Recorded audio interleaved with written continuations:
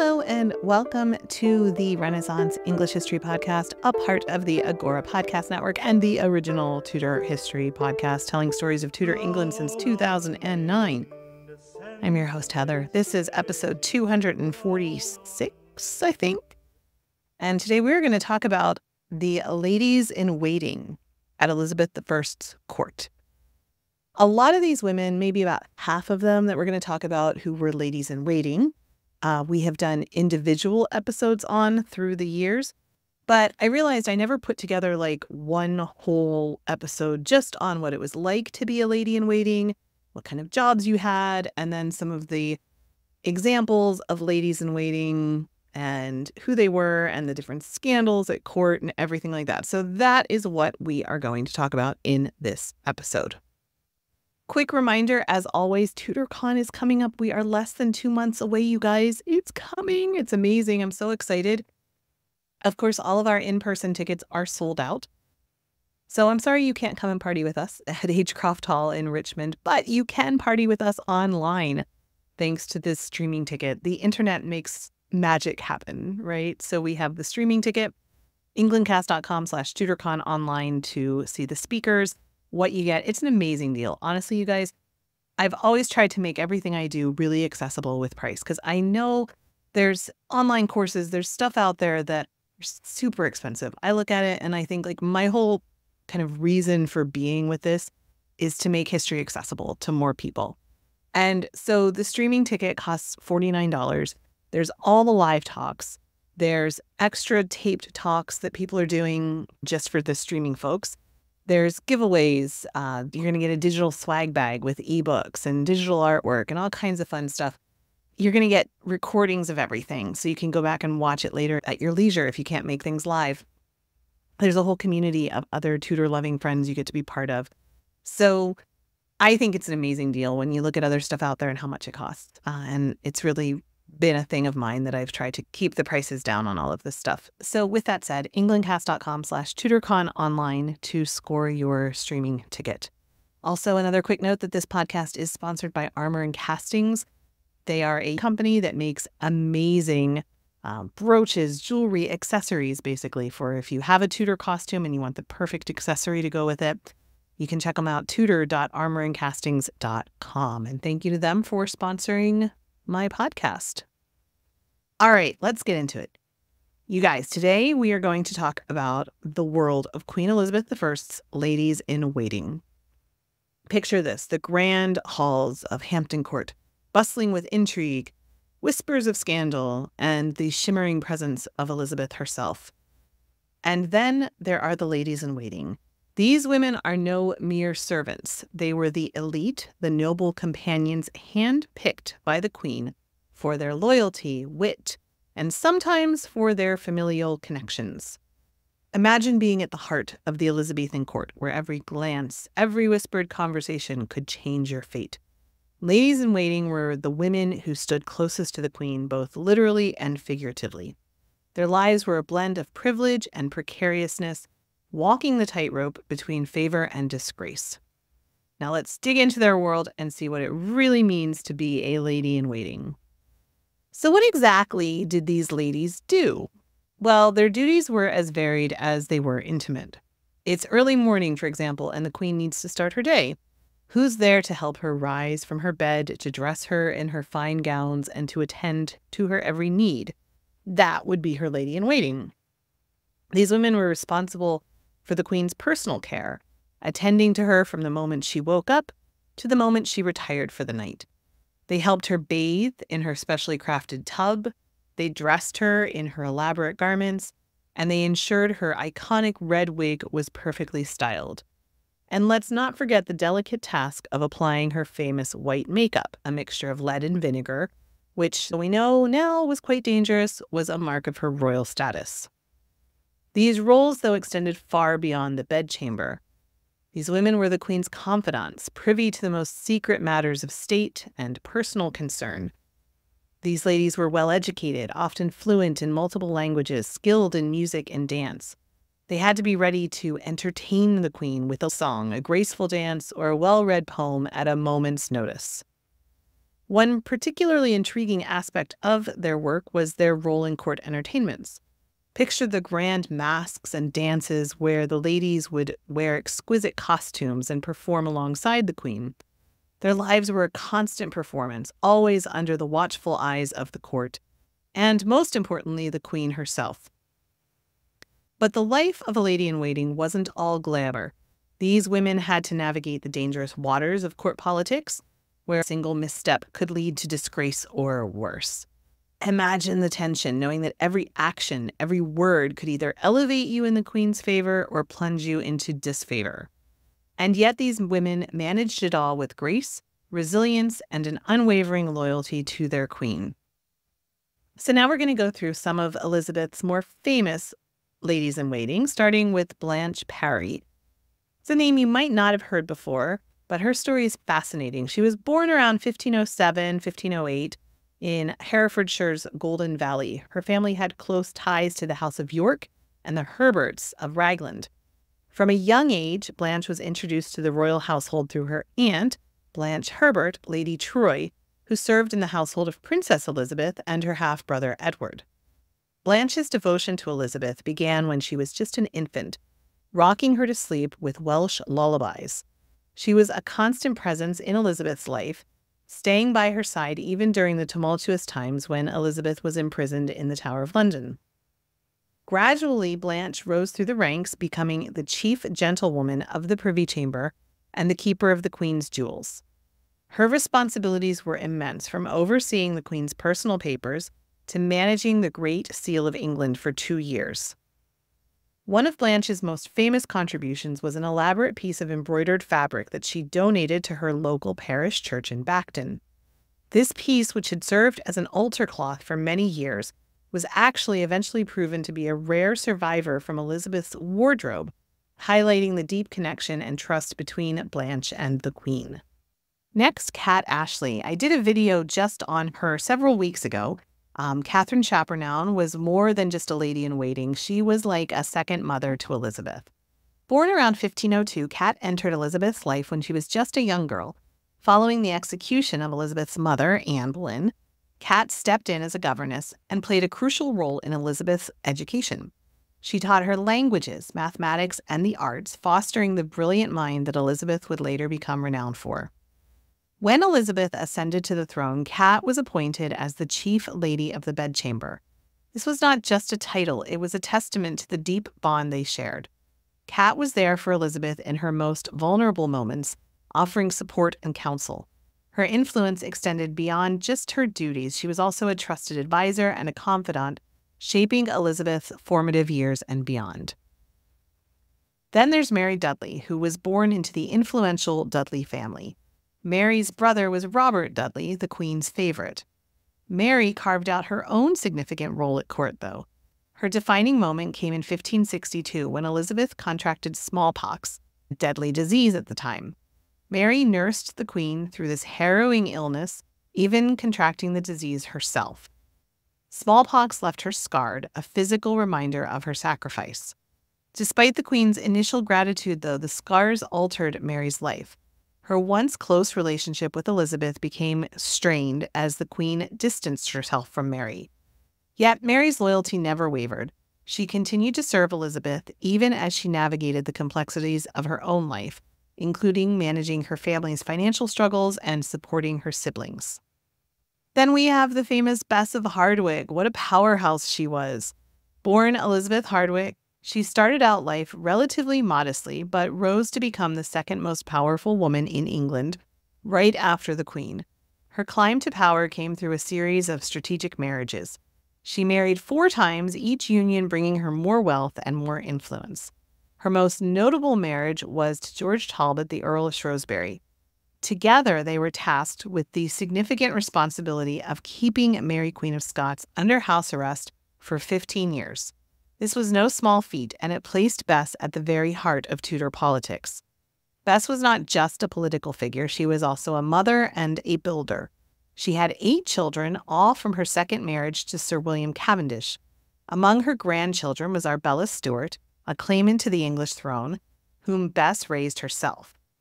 Bess's legacy lives on in the magnificent Hardwicke Hall, which was one of the most impressive buildings of the time. And then there's Lettice Knowles, whose life reads like a dramatic novel.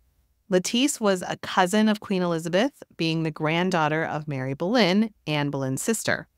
She entered Elizabeth's court as a maid of honor and quickly became a favored lady-in-waiting. However, her life took a scandalous turn when she secretly married Robert Dudley, Earl of Leicester, Elizabeth's true love. The Queen's fury was legendary. She felt betrayed by both Lettice and Dudley. This secret marriage led to Lettice's permanent banishment from court. After Dudley's death in 1588, Lettice's life was marked by both tragedy and resilience. She lost her son, Robert Devereux, Earl of Essex, who was executed for treason against Elizabeth. But despite these personal losses, Lettice did remain a significant figure. Now let's talk about some of the scandals at Elizabeth's court. Let's get started with Elizabeth Throckmorton and Walter Raleigh. This is the stuff of legends. Elizabeth was known as Bess, was born around 1565 to Sir Nicholas Throckmorton, a prominent diplomat, and his wife Anne Carew. Bess grew up in a politically influential family, which paved the way for her introduction to the court. By the age of 19, she became a maid of honor to Queen Elizabeth, a position that put her in the Queen's inner circle. Bess's beauty and intelligence caught the eye of Sir Walter Raleigh, one of Elizabeth's favorite courtiers and an ambitious explorer. Their romance was kept under wraps, largely because any relationship involving the Queen's ladies required her explicit permission. By July of 1591, their secret tryst led to Bess becoming pregnant, and they hastily married in secret to avoid the child being born out of wedlock. When the Queen discovered their deceit, her fury was palpable. Both were imprisoned in the Tower of London. For Raleigh, this marked the beginning of a tumultuous relationship with the Crown, leading to his eventual execution in 1618. Bess, though released from the Tower, never regained the Queen's favor. She spent the rest of her life carrying the weight of this scandal, a stark reminder of the perils of defying Elizabeth's strict court rules. Catherine Lee's story is equally fraught with scandal. Born into a noble family, Catherine became the maid of honor to Elizabeth in 1588, a coveted position that reflected her family's status. She was expected to uphold the highest standards of virtue, but Catherine's affair with Francis Darcy resulted in an illegitimate child. The scandal rocked the court, especially as the illicit affair took place so close to the Queen's privy chamber. Elizabeth Jones, the mother of the maids, bore the brunt of the Queen's wrath and was imprisoned in the Tower for failing to maintain discipline. Catherine and Francis Darcy married soon after their release, but the strain of their scandalous behavior lingered. Catherine's story serves as a cautionary tale about the strict moral expectations placed on the Queen's attendants and the severe consequences of transgressing those boundaries. And then we have Douglas Howard, whose life was a tapestry of secret marriages and courtly intrigue. The eldest daughter of William Howard, Baron Howard of Effingham, Douglas first came to court as a maid of honor in 1558. She initially caught the eye of Robert Dudley, Earl of Leicester, of course, and Elizabeth's favorite, true love, whatever, which led to a secret marriage around 1573. They had a son, Robert, but Dudley, ever the political maneuverer, refused to publicly acknowledge their marriage. Douglas's life took a darker turn as she claimed that Dudley attempted to poison her. This allegation, whether true or a desperate attempt to protect herself, highlights the dangerous games of power and survival at court. After Dudley's marriage to Lettice Knowles became public, Douglas married Sir Edward Stafford, seeking both protection and distance from her tumultuous past with Dudley. Douglas's narrative is a stark illustration of the precariousness of court life. Alliances were fragile, and personal safety often came second to political machinations. I interviewed Janet Wertman recently about Douglas Howard earlier this year. Put it on my YouTube channel. I'll have to link to that video as well, because it's a really fascinating story. Let's talk about some more anecdotes. We've got Margaret Radcliffe. Her story is one of profound sorrow and unusual royal intervention. Born to Sir John Radcliffe and Anna Shaw, Margaret came to court in the 1590s, along with her twin brother Alexander. The siblings were inseparable, their bond evident to all who knew them. Margaret quickly became a favorite maid of honor. known for her beauty and her grace. However, her life took a tragic turn in 1599 when news arrived that Alexander had been killed in a battle in Ireland. Margaret was devastated, her grief so consuming that she stopped eating and fell into a deep decline.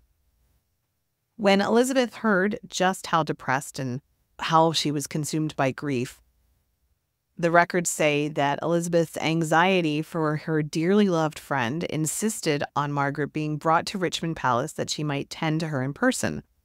But it was a ghost who obeyed the Queen's command, and the courtiers were shocked to see the change that had come upon the former merry maid. Nobody could rouse any interest in life from Margaret, and she passed away soon after. But the thing that makes it so interesting is that for the first time, Elizabeth actually ordered an autopsy to try to understand why exactly Margaret died. And the autopsy revealed that her heart was striped all over, likely a poetic way of describing the physical manifestation of her emotional agony. So there we have a story of Elizabeth taking such a personal interest in the grief and depression of one of her ladies. Let's move on to Anne Vavasour. We've talked about her with Henry Lee. Her life was a series of scandals that shook the Elizabethan court, one right after another. She arrived at court as a maid of honor and quickly became entangled with Edward de Vere, the Earl of Oxford. Their affair was not just a minor indiscretion, it actually resulted in an illegitimate son, which led to both Anne and Oxford being imprisoned in the Tower. Their release did little to quell the scandal, and Anne's reputation was forever tarnished. But Anne's trouble didn't end there. She later became the mistress of Sir Henry Lee of Ditchley.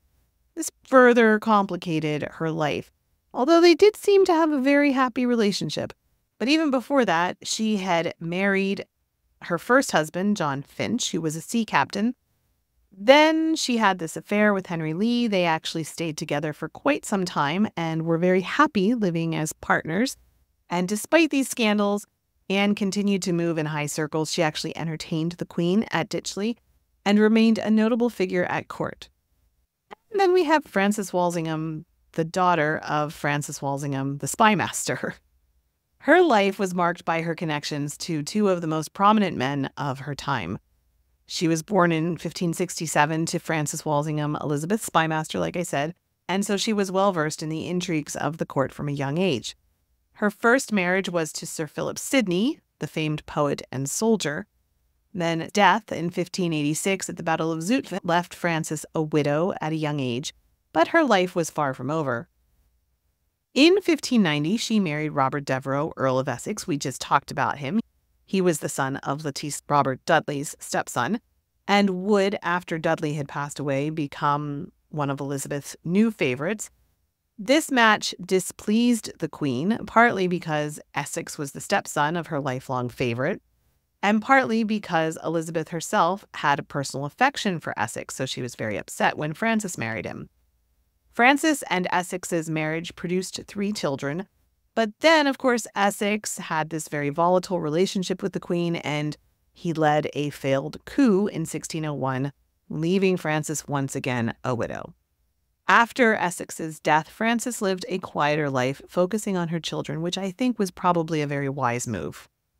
So the lives of Elizabeth I's ladies-in-waiting were anything but ordinary. They were marked by intense loyalty, incredible sacrifice, and at times profound scandal. From the unwavering service of Blanche Parry to the maternal care of Cat Ashley to the tragic love of Elizabeth Throckmorton, the turbulent sagas of Anne Vavasour, these women played pivotal roles in the intricate dance of Tudor politics and court life. Their stories offer us a glimpse into the complexities and challenges of serving one of history's most iconic monarchs. These women were not just footnotes in history, they were vibrant, influential figures whose lives and actions left an indelible mark on Elizabethan England. Through their eyes, we can better understand the human side of the Tudor court, with all of its triumphs and tribulations. Remember, history is not just shaped by the powerful, but also by those who stand beside them in loyalty and resilience. So we will leave it for there. Let me know what you thought about this episode. Leave a comment wherever you're listening to it. And I just thank you for your listenership. I thank you for being here. Remember to check out englandcast.com/TudorCon online for your TudorCon streaming tickets.